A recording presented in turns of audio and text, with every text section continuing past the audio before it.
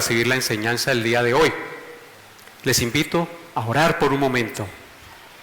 Señor amado, muchas gracias por este tiempo de compañerismo, de congregarnos como hijos tuyos aquí en este recinto que tú nos permites tener, aunque no es propio, Señor, pero tú, Señor, nos has sostenido y nos has provisto este lugar por años, y aquí tu palabra de Dios se ha enseñado y se ha proclamado con rectitud, por lo cual te suplicamos, Señor, que en estos momentos en que tu palabra va a ser expuesta, tu Santo Espíritu prepare el corazón de cada uno de los que están en este lugar, para que esa palabra que se predica caiga como en tierra fértil, germine, crezca y produzca fruto al 30, al 60 y al 100, según tú lo tengas destinado. Señor, habla a las conciencias y redarguye nuestro entendimiento para que amemos más a Cristo y nuestra vida se rinda más a Él cada día, para que admiremos más a nuestro glorioso Salvador. Y si hay alguien que no te conoce, que hasta ahora está llegando a escuchar tu palabra, ábrale los oídos espirituales y quítale la ceguera espiritual para que pueda oír y ver tu majestad, tu gloria y tu salvación, y venir a ti arrepentido para ser salvo. Y guíame en las palabras que hoy voy a exponer de tu santo libro, la Biblia, para que lo que yo enseñe y diga sea conforme a tu verdad revelada. Te lo pido, Señor, en el nombre glorioso y santo de tu Hijo Jesucristo. Amén y amén. Seguimos adelante con nuestro estudio consecutivo o expositivo del glorioso Evangelio de Juan. Recuerden que estamos estudiando en el capítulo 7. Así que abran sus Biblias allá en el capítulo 7 de San Juan. Y el día de hoy vamos a meditar en los versículos 25 al 35 de este capítulo 7. Así que les invito a leer Juan capítulo 7, versículos 25 al 35. Dice así la palabra de Dios. Decían entonces unos de Jerusalén: ¿no es este a quien buscan para matarle? Pues mirad, habla públicamente y no le dicen nada. ¿Habrán reconocido en verdad los gobernantes que este es el Cristo? Pero este sabemos de dónde es. Mas cuando venga el Cristo, nadie sabrá de dónde sea. Jesús entonces, enseñando en el templo, alzó la voz y dijo: a mí me conocéis y sabéis de dónde soy, y no he venido de mí mismo, pero el que me envió es verdadero, a quien vosotros no conocéis, pero yo le conozco, porque de él provengo, de él procedo, y él me envió. Entonces procuraban prenderle, pero ninguno le echó mano, porque aún no había llegado su hora. Y muchos de la multitud creyeron en él y decían: el Cristo, cuando venga, hará más señales que las que éste hace. Los fariseos oyeron a la gente que murmuraba de él estas cosas, y los principales sacerdotes y los fariseos enviaron alguaciles para que le prendiesen. Entonces Jesús dijo: todavía un poco de tiempo estaré con vosotros e iré al que me envió. Me buscaréis y no me hallaréis, y a donde yo estaré, vosotros no podréis venir. Entonces los judíos dijeron entre sí: ¿a dónde se irá este, que no le hallemos? ¿Se irá a los dispersos entre los griegos y enseñará a los griegos? ¿Qué significa esto que dijo: me buscaréis y no me hallaréis, y a donde yo estaré, vosotros no podréis venir. Amén. Este será el pasaje en el cual vamos a meditar el día de hoy. Recordemos que estos eventos del capítulo 7 ocurren en Jerusalén durante la fiesta de los tabernáculos, la cual duraba 7 días. Jesús sube a la mitad de la fiesta y valientemente, a pesar del peligro de muerte, empezó a enseñar a la multitud en el templo.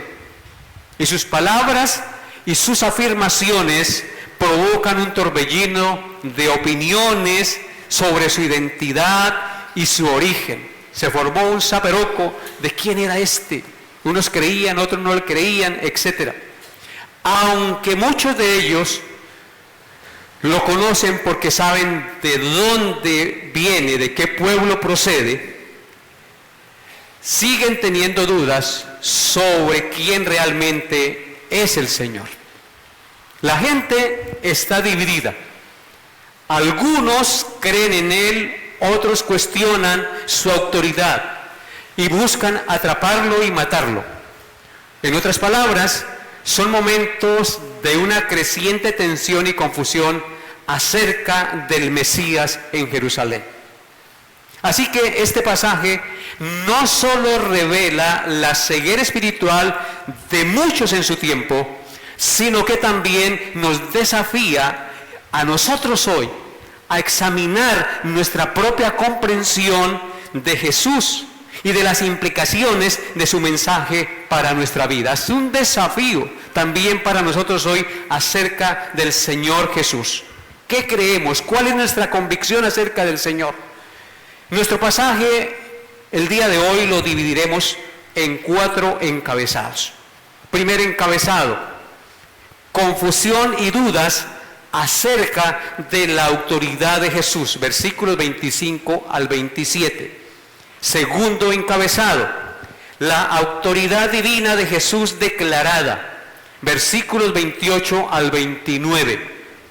Tercer encabezado: fe en Jesús en medio de la oposición, versículos 30 al 31. Y cuarto encabezado: la advertencia de Jesús, versículos 32 al 36. Veamos entonces nuestro primer encabezado: asombro o confusión y dudas acerca de la autoridad de Jesús. Versículos 25 al 27 dice, que es donde nos vamos a centrar en estos momentos, dice: decían entonces unos de Jerusalén, ¿no es este a quien buscan para matarle? Pues mirad, habla públicamente y no le dicen nada. ¿Habrán reconocido en verdad los gobernantes que este es el Cristo? Pero este sabemos de dónde es, mas cuando venga el Cristo nadie sabrá de dónde es. Amén. Algunos habitantes de Jerusalén, conscientes de que los líderes religiosos buscan a Jesús para matarlo, se sorprenden al verlo hablar públicamente sin que nadie lo detenga. Es sorprendente lo que hace el Señor. Se preguntan o se dicen, ¿será entonces que los gobernantes al fin aceptaron, han reconocido que es el Cristo o el Mesías prometido?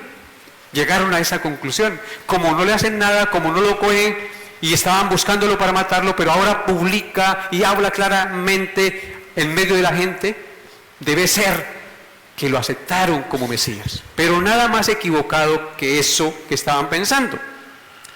¿No es este aquel a quien buscan para matar? Pues miren, habla públicamente y nadie le dice nada. Pero a pesar de su asombro, rápidamente ellos mismos descartan la idea de que Jesús sea el Mesías basándose en un conocimiento superficial. Porque ellos sabían de dónde era Jesús, es decir, conocían que era de Nazaret. Pero ellos creían por alguna tradición que cuando viniera el Cristo nadie sabría de dónde era. Lo cual es una creencia incorrecta, porque realmente las Escrituras enseñan que el Mesías nacería o vendría de Belén, como lo había dicho el profeta. Vaya conmigo sin perder ahí Juan, Mateo capítulo 2, 1 al 6 para comprobar esta verdad. Mateo 2 del 1 al 6. Dice así la palabra de Dios, en Mateo 2 del 1 al 6. Cuando Jesús nació, ¿a dónde? En Belén de Judea, en días del rey Herodes, vinieron del oriente a Jerusalén unos magos diciendo: ¿dónde está el rey de los judíos que ha nacido? Porque su estrella hemos visto en el oriente y venimos a adorarle. Oyendo esto, el rey Herodes se turbó y toda Jerusalén con él. Y convocados todos los principales sacerdotes y los escribas del pueblo, les preguntó dónde había de nacer el Cristo. Ellos le dijeron: en Belén de Judea, porque así está escrito por el profeta: y tú, Belén, de la tierra de Judá, no eres la más pequeña entre los príncipes de Judá, porque de ti saldrá un guiador que apacentará a mi pueblo Israel. Amén. Aquí los escribas y fariseos nos dan a entender que ellos creían lo que decía el profeta Miqueas en el capítulo 5 en el Antiguo Testamento, que el Mesías nacería en Belén. Y efectivamente, la Biblia testifica que el Señor Jesucristo nació en Belén de Judea. En razón de esto, el problema y la confusión estaba en que aunque nació en Belén, el Señor Jesucristo se crió ¿a dónde? En Nazaret. Y por eso ellos creían que Jesucristo no era el enviado, porque no investigaron, porque no comprendían realmente de dónde era el origen del Señor.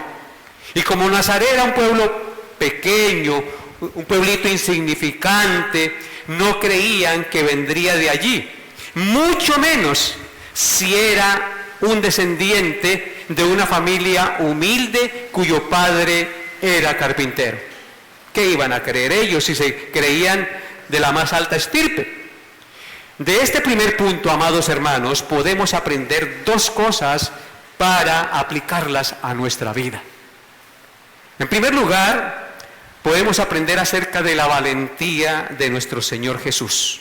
Jesús, al proclamar la verdad, incluso en medio de la oposición y el peligro de que lo apresaran y lo mataran, es un modelo para nosotros, sus seguidores. A menudo nosotros nos acobardamos al temor al que dirán, no porque nos vayan a matar, sino al temor al que dirán, al rechazo o a ser estigmatizados por nuestros amigos. Se volvió aleluya. Ya ahora ¿quién se lo va a aguantar, el más santo? ¿Qué nos importa que nos digan eso? ¿Qué nos importa? Entonces tememos ser estigmatizados.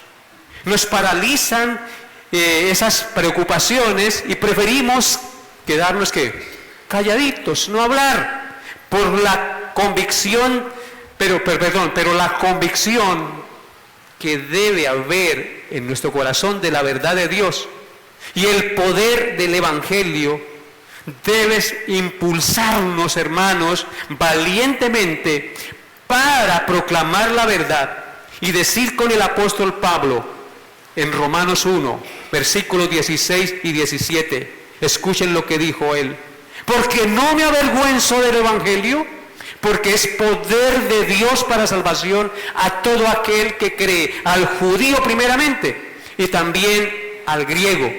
Porque en el Evangelio la justicia de Dios se revela por fe y para fe, como está escrito: mas el justo por la fe vivirá. Esa debe ser la convicción que nos debe hacer valientes, que no predicamos una palabra hueca ni vacía, sino una palabra de poder. El Evangelio es ¿qué? Poder de Dios para salvación al que cree.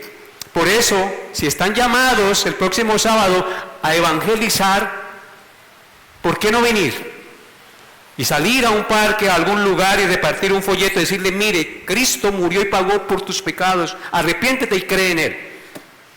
¿Será que lo van a matar por eso? Es sencillo. Déjale el volante y háblale un momento de Cristo si se lo permite y se le sigue dando papaya, pues siga hablando. Perdónenme la expresión.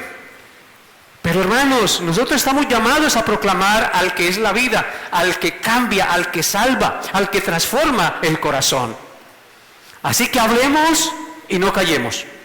Y la segunda enseñanza para aplicar a nuestra vida de este primer punto es que debemos tener cuidado con los prejuicios y las ideas preconcebidas.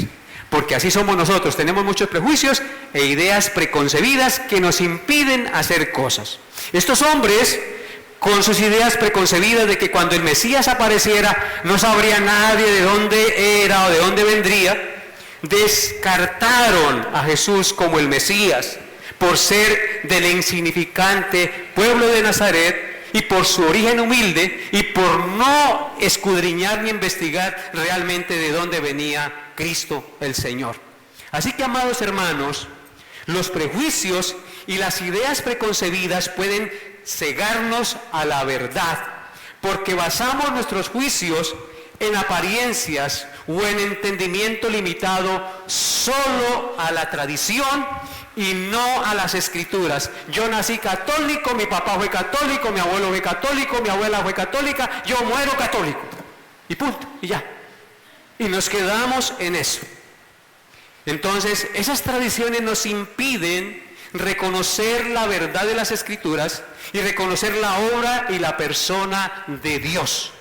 Así que es crucial, amada iglesia, examinar nuestras suposiciones a la luz de la revelación divina y mirar si son verdad y no juzgar según las apariencias, sino con justo juicio, que es lo que viene enseñando el Señor en ese contexto.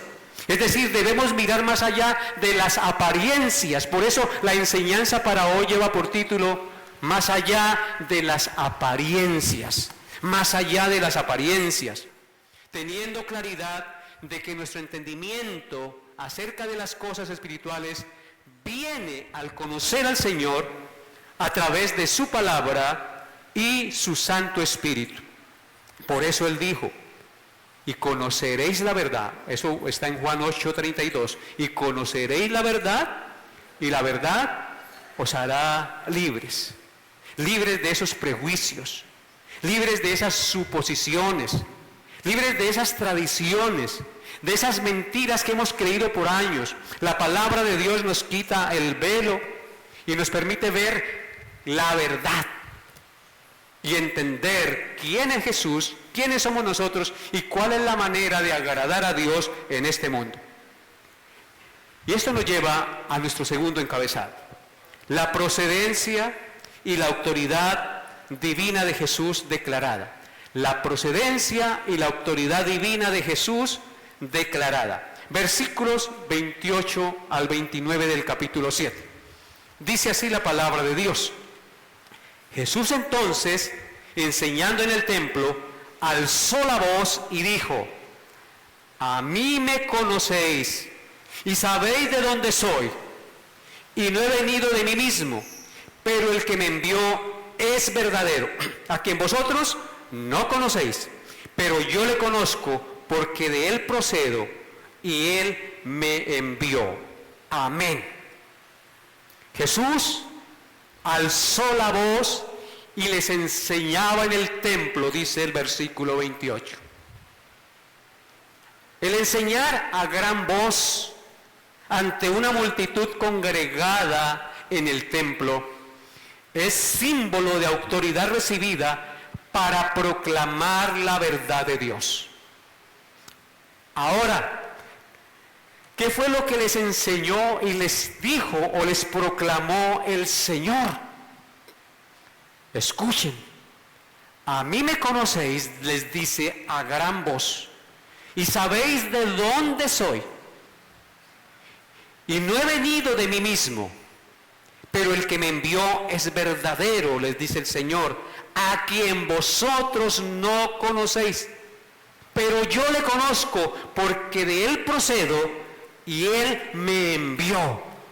Lo está diciendo públicamente, él se está manifestando como el Mesías enviado, que procede de Dios. Con estas palabras Jesús inmediatamente aclara que no ha venido por su propia cuenta, sino que ha sido enviado por aquel que es verdadero, es decir, por el Padre, a quien ellos no conocen, pero proclaman una verdad que ellos no viven, a quien ellos no conocen. Jesús les declara y les afirma su procedencia divina con esas palabras y su íntimo conocimiento y relación con el Padre, que es lo que tú y yo también debemos buscar, un íntimo conocimiento y una íntima relación con el Padre. Por eso dice en el verso 29, pero yo le conozco porque de él procedo y él me envió. Con estas palabras Jesús confronta su incredulidad y falta de conocimiento acerca de él. Es como si les dijese así: es cierto que me conocen, estoy parafraseando, es cierto que me conocen y saben de dónde soy. Admito que en cierto sentido están en lo correcto. Saben de dónde me he criado y quiénes son mis parientes, quiénes son mis padres. Y sin embargo, saben muy poco de mí. No saben nada de mi naturaleza divina y de mi unidad con el Padre. Porque lo que confirma a Cristo en este pasaje, amada iglesia, de su procedencia terrenal, es que Él mismo dice que desciende del Padre, que su origen es divino y procede directamente de Él. Pero ellos estaban, ¿qué?, cegados a esa verdad. No le creían. Este hijo de carpintero, de ese pueblucho, ahora nos viene a decir que viene directamente del Padre y que eres el Hijo de Dios. Métase en la cabeza eso, y hasta uno mismo no le creería. Hasta uno mismo no le creería. Pero sin embargo, él había hecho señales que testificaban que él era el Hijo de Dios. Aquí hay una valiosa enseñanza para aplicar y tener en cuenta en nuestra vida diaria. Este suceso nos enseña que Jesús no es un simple maestro o profeta descendiente de Adán, como los demás profetas, que descienden ¿de dónde? De Adán. Él es el enviado de Dios con una conexión única y directa con el Padre, porque Él y el Padre uno son. Su autoridad no proviene de sí mismo, sino de Dios mismo, del Creador del universo. En consecuencia, conocer a Jesús implica conocer su divinidad y su misión redentora. ¿Qué debemos conocer de Jesús? Su divinidad y su misión redentora. La verdadera ceguera espiritual en realidad no es no saber de dónde viene Jesús terrenalmente, porque podemos saber que viene de Belén, sino no conocer al Padre que le envió ya a su Hijo amado a través de las Sagradas Escrituras que nos han sido reveladas. Por eso la importancia de conocer a Jesús. Yo quisiera que usted abriera su Biblia en Juan 17, versículos del 1 al 3, y veamos esta verdad. Juan 17, del 1 al 3 dice: estas cosas habló Jesús, y levantando sus ojos al cielo, dijo: Padre, la hora ha llegado. Glorifica a tu Hijo, para que también tu Hijo te glorifique a ti. Como le has dado potestad sobre toda carne, para que dé vida eterna a todos los que le diste. Y esta es la vida eterna, que te conozcan a ti, el único Dios verdadero, y a Jesucristo, a quien has enviado. Amén.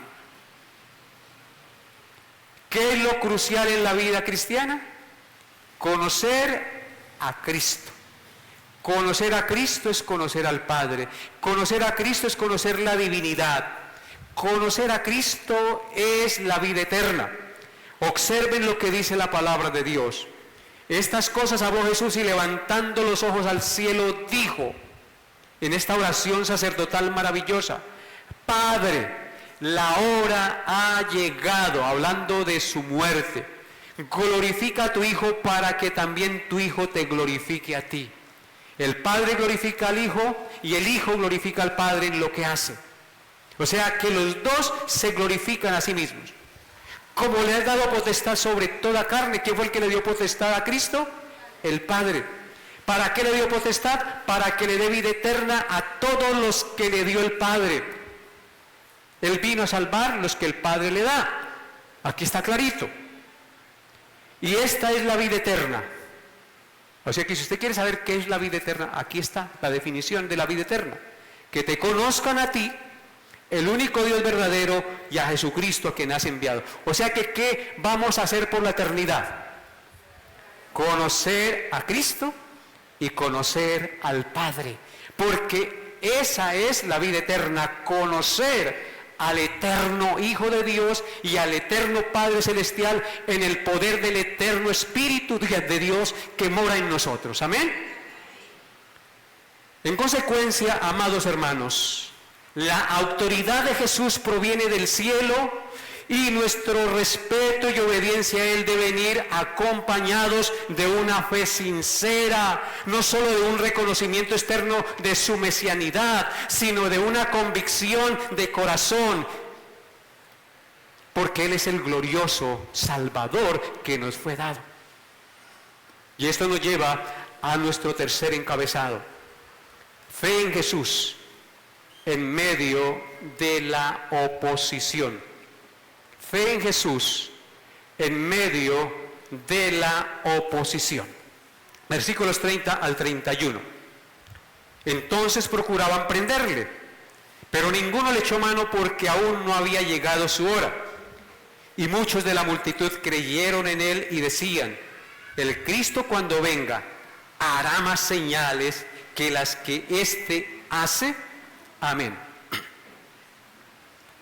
Al afirmar el Señor que Él procedía del Padre y que había sido enviado por Él, esto provoca una triple división. Escúchenlo bien. ¿Qué provoca? Una triple división. Primero, algunos procuran prenderlo para matarlo. Segundo, otros creyeron en Él. Y número 3, otros lo rechazaron. Los que procuraban prenderlo, el número 1, para matarlo, no le echaron mano porque Dios se lo impidió, porque aún no había llegado su hora. Esto nos habla de su soberanía, o de la soberanía de Dios sobre los planes humanos. Los planes y tiempos de Dios son soberanos, y ningún hombre los puede frustrar ni evitar. Aunque la hostilidad y la oposición humana puedan arreciar para tratar de acabar los planes de Dios y la vida de sus santos, nada puede frustrar el propósito divino, ni ocurrir fuera del tiempo establecido por Dios. No era en ese momento que Cristo tenía que morir.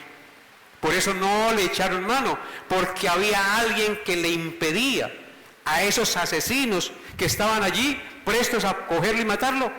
Había alguien que lo impedía. ¿Y ese era quién? El Padre, que no permite que sus planes y que sus propósitos sean frustrados por más valiente, por más oposición que haya en la tierra. Entonces, uno no se muere, amados hermanos, antes del tiempo establecido por Dios en su plan soberano. Uno no muere antes ni después, muere en el día que Dios lo ha establecido.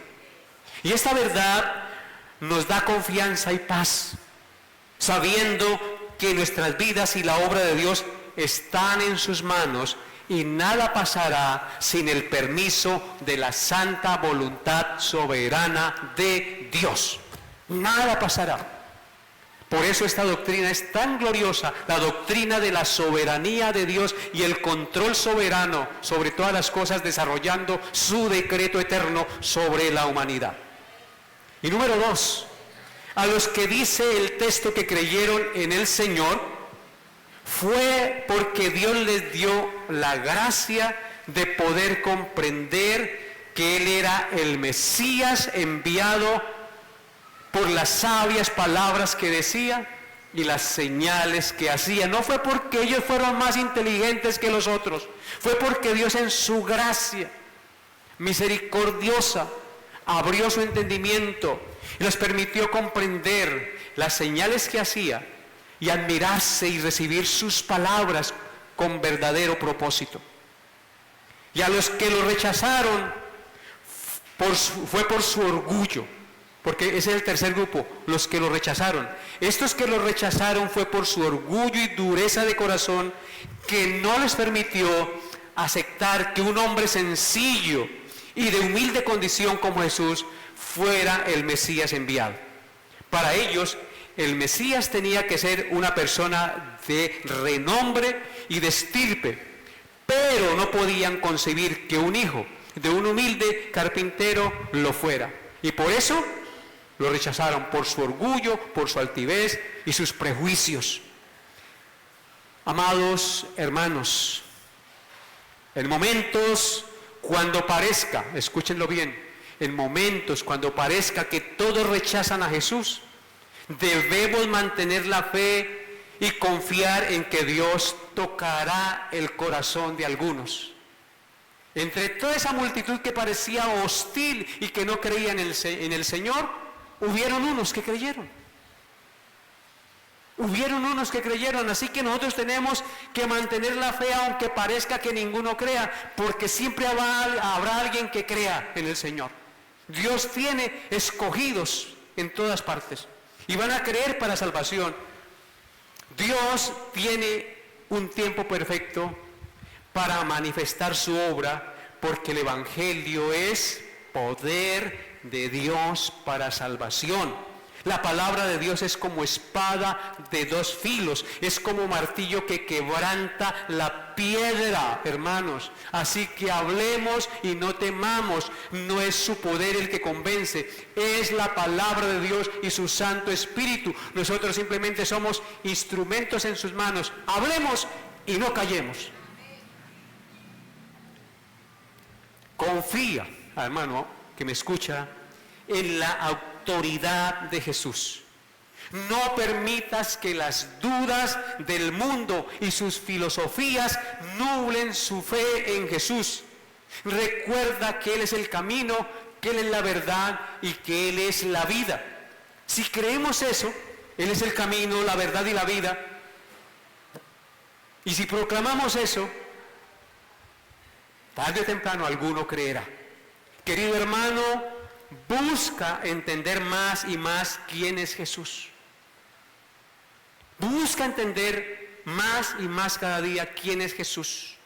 Lee su palabra, ore, pídale al Espíritu Santo que te revele su identidad y lo llene de amor por Él.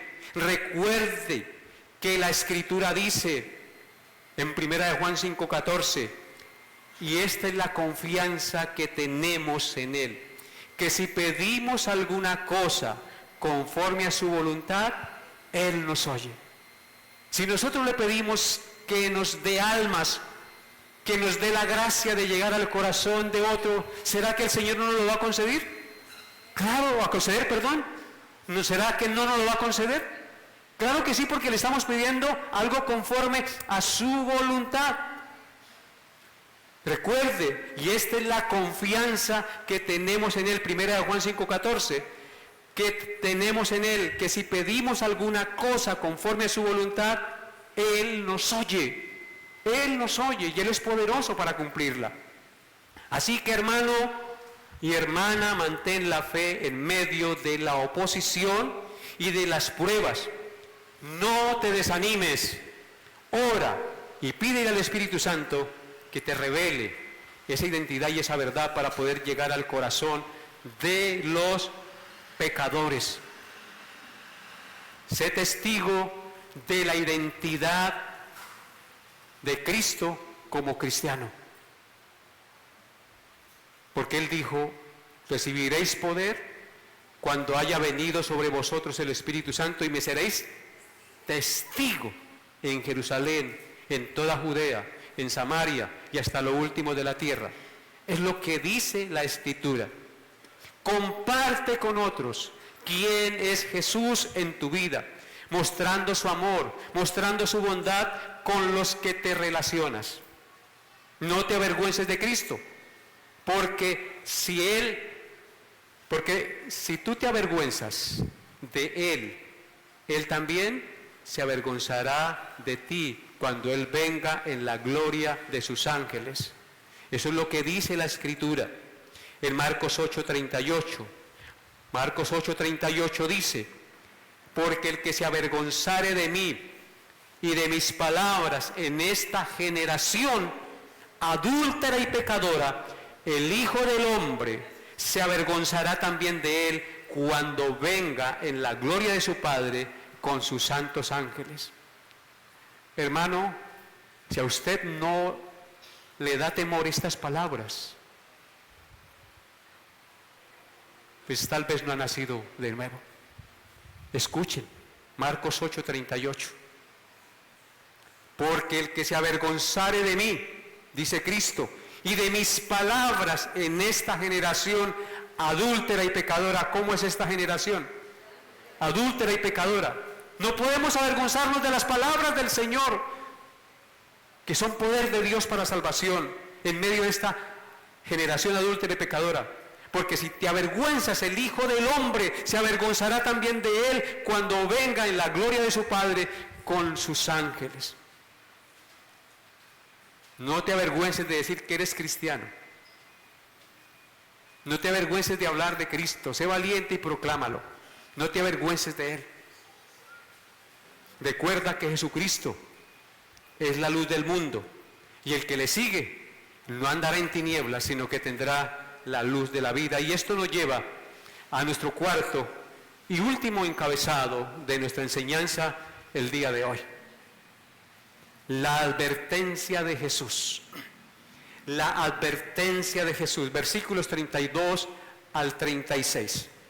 Abran su Biblia y lean conmigo.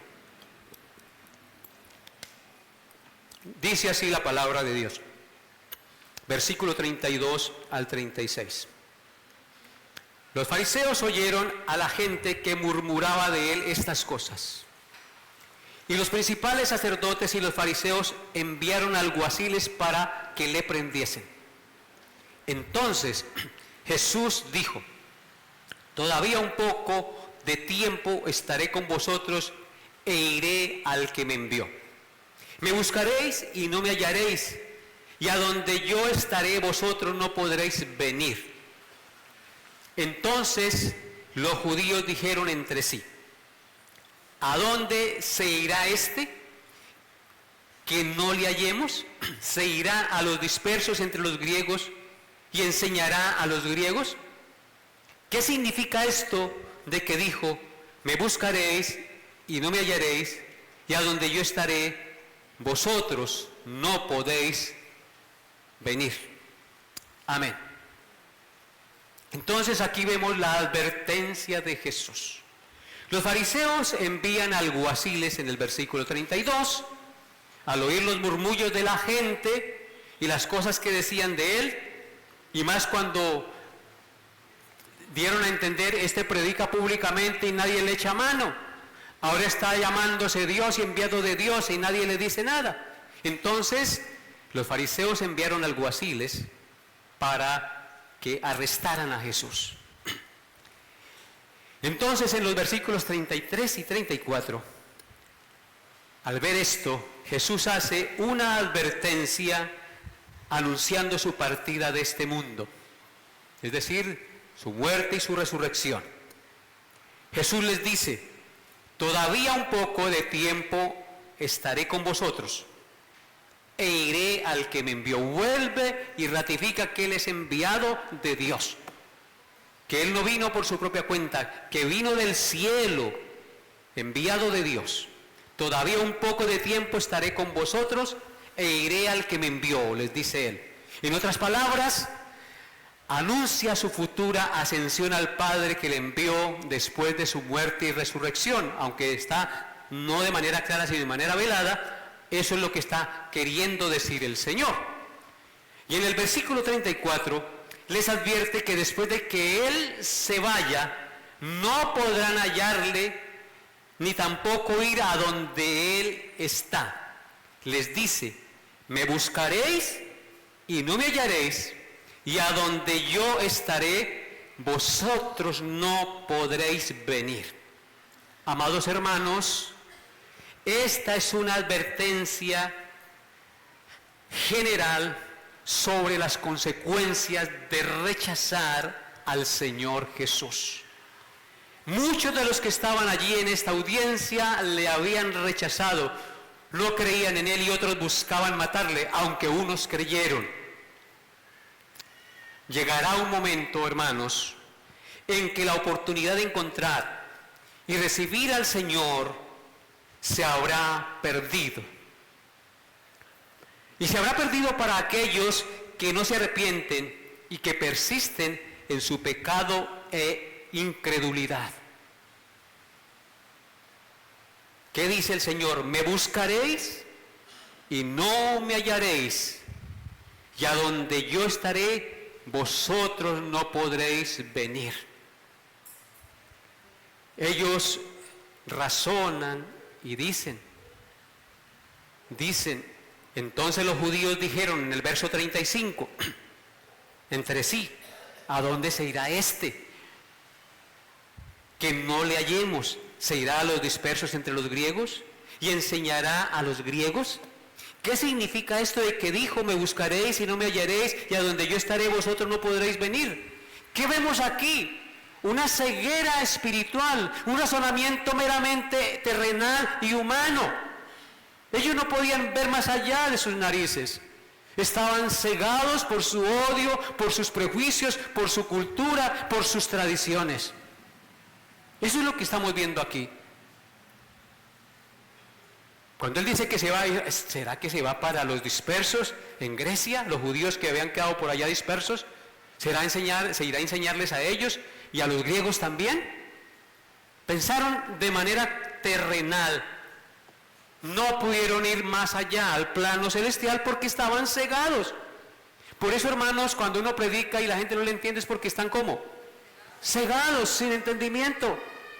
Solo un milagro de Dios puede quitar la ceguera y la sordera espiritual para que comprendan las Escrituras. Lo cierto es, amado hermano, que llegará un tiempo en que la gente querrá arrepentirse, querrá cambiar de vida, pero ya es demasiado tarde, porque la puerta se ha cerrado, porque el tiempo se ha cumplido y ya no hay más oportunidad. Cuando el padre de familia cierra la puerta, ya no habrá, aunque le golpeen, allí será el lloro y el crujir de dientes, pudiendo yo entrar, pudiendo yo arrepentirme, y no lo hice por mi terquedad, por mi religiosidad, por mi pecaminosidad, por amar más el pecado. No amé al Señor, no me arrepentí ni le seguí. Cuando quieran buscarlo, ya no lo hallarán. Hay un tiempo y oportunidad, amado hermano y hermana, para buscar y aceptar a Jesús. Y si el hombre no lo aprovecha, ese tiempo se perderá.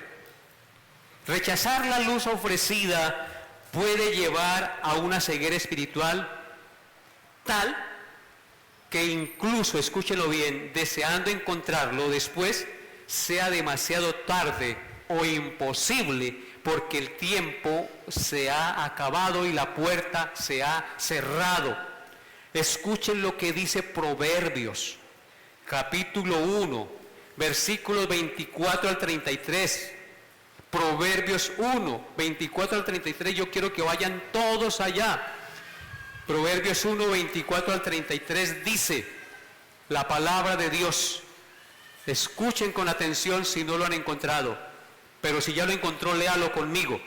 Dice así, en el verso 24, por cuanto llamé y no quisisteis oír, extendí mi mano y no hubo quien atendiese, sino que desechasteis todo consejo mío y mi reprensión no quisisteis. También yo me reiré en vuestra calamidad y me burlaré cuando os viniere lo que teméis, cuando viniere como una destrucción lo que teméis, y vuestra calamidad llegare como un torbellino, cuando sobre vosotros viniere tribulación y angustia, entonces me llamarán y no responderé, me buscarán de mañana y no me hallarán, por cuanto aborrecieron la sabiduría y no escogieron el temor de Jehová, ni quisieron mi consejo y menospreciaron toda reprensión mía, comerán del fruto de su camino y serán hastiados de sus propios consejos, porque el desvío de los ignorantes los matará y la prosperidad de los necios los echará a perder. Mas el que me oyere, escuche la promesa, mas el que me oyere habitará confiadamente y vivirá tranquilo, sin temor del mal. Amén. ¿Qué nos dice Cristo? Me buscaréis y no me hallaréis.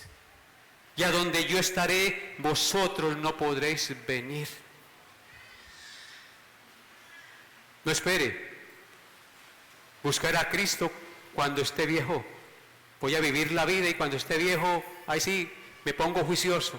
¿Cómo sabe que va a llegar a viejo? ¿Cómo sabe? ¿Cómo sabe que se va a arrepentir cuando está viejo? ¿O cuando esté viejo? ¿Cómo? No lo sabemos. El tiempo para la salvación es ¿cuándo? Hoy. El tiempo para proclamar a Cristo es hoy, no mañana, porque mañana no sabemos si amanecemos vivos. No seamos insensatos, hermanos, seamos sensatos. Dispongamos nuestro corazón para Él. Hoy el Señor hace un llamado sincero y coherente a través de su palabra y de este siervo imperfecto que les habla, porque Dios utiliza instrumentos humanos para proclamar su palabra, para que aquel que no se ha arrepentido de sus pecados, ni confiado en Jesucristo, hoy venga a los pies del Señor arrepentido. Una cosa es cierta, la mente cerrada y los prejuicios religiosos y culturales impiden comprender las verdades espirituales más profundas. Sin la intervención misericordiosa de Dios trayendo luz a nuestro entendimiento, incluso las palabras más claras y sabias pueden ser malentendidas y sin ningún valor para esa persona. Por eso yo pido hoy que el Señor quite la ceguera espiritual, la sordera espiritual y ese corazón duro de piedra y ponga un corazón de carne en aquel que no lo tiene, porque solo Él lo puede hacer. En consecuencia, querido hermano, con humildad pide entendimiento espiritual el día de hoy. Si hay aspectos de la enseñanza de Jesús o la palabra de Dios que no comprendes todavía, no te quedes en la confusión como los judíos del pasaje que hemos estudiado el día de hoy. Pide humildemente, postrado ante el Señor, al Espíritu Santo que ilumine su mente y te dé entendimiento para comprender las Escrituras y poder ver a Cristo y su obra redentora. Amén. El pasaje de hoy, de Juan 7, 25 al 35, nos recuerda que la persona de Jesús siempre generará respuesta de fe o respuesta de rechazo. Eso es innegable. Habrán unos que creerán y otros que se negarán a creer. A otro perro con ese hueso. También nos exhorta a que podamos responder con fe, con una fe que ve más allá de las apariencias, con una fe que se somete a la autoridad divina y que aprovecha cada día la oportunidad de conocerle más profundamente. A eso estamos llamados. Yo les invito a los que ya le conocen a que sigan creciendo en el conocimiento y el entendimiento del Señor Jesús. Recuerde que por la eternidad estaremos conociendo a Cristo y al Padre en el poder del Espíritu Santo. Y eso no es para después de la muerte, es desde ya. Hemos sido sellados con el poder del Espíritu Santo. Tenemos morando el Espíritu Santo en nuestra vida. En consecuencia, nuestra vida debe anhelar y desear vivir para la gloria de Dios. Y nosotros debemos reflejar el fruto del Espíritu Santo en nuestra vida. ¿Cuál es ese fruto que debemos reflejar cada día? Amor, gozo, paz, paciencia, benignidad, bondad, fe, templanza, mansedumbre. No es caernos, no es balbucear, no es dar vueltas, es manifestar amor, paz, gozo, fe, paciencia, benignidad. Es tener una fe férrea en el Señor Jesucristo. Venga lo que venga, pase lo que pase, estaré tomado de su mano, porque nadie me podrá arrebatar de su mano. Ni la muerte, ni la vida, ni ángeles, ni principados, ni lo presente, ni lo porvenir, ni ninguna cosa creada nos podrá separar del amor de Dios, que es en Cristo Jesús, Señor nuestro. Que Dios haya hablado a sus corazones en esta mañana, querida iglesia, y el deseo mío como pastor es que usted cada día crezca más y ame más a Cristo de todo corazón. Y que se aparte del pecado que Dios aborrece y ame lo que Dios ama. Colóquese de pie, por favor. Señor, venimos ante ti en esta hora y te damos gracias una vez más porque nos has permitido escuchar hoy tu palabra congregados como iglesia. Gracias por cada persona que has traído. Gracias por lo que les permitiste escuchar. A unos todo el sermón, a otros parte, pero tú te glorificas en todo. Señor, queremos humildemente pedirte perdón por nuestra falta de valentía, por nuestra falta de dedicación y amor hacia las cosas tuyas, por la falta de convicción acerca de lo que tú eres y de lo que somos en ti, hijos de Dios, y del poder de tu palabra, de tu evangelio, el cual es poder de Dios para salvación.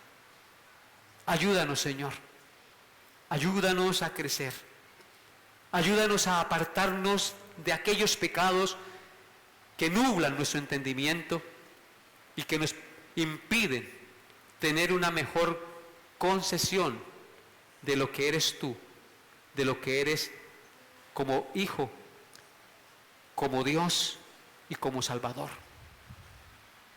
Perdona nuestros pecados, Señor, y salva, por favor, al que no te conoce. Ven hoy con el poder de tu Espíritu y quita esa ceguera espiritual y esa sordera espiritual y cambia ese corazón de piedra por uno de carne, sensible a tu voz.